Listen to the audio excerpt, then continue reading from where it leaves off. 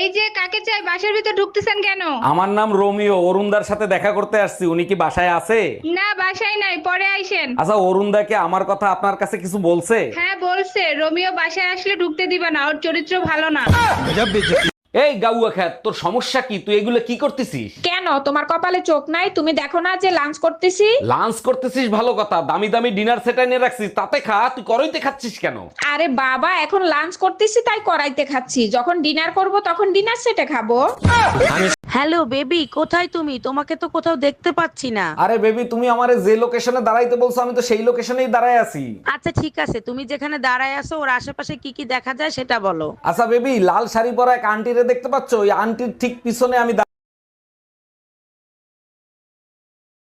হ্যাঁ ম্যাডাম, এবার আপনি বলেন কত টাকা লোন নেবেন আপনি? স্যার বেশি টাকা লাগবে না, আপাতত 20 লাখ টাকা দিলেই হবে। লোন তো আমি দিয়ে দেবো, কিন্তু ব্যাংকের কাছে কিছু রাখতে হবে। কি রাখবেন আপনি?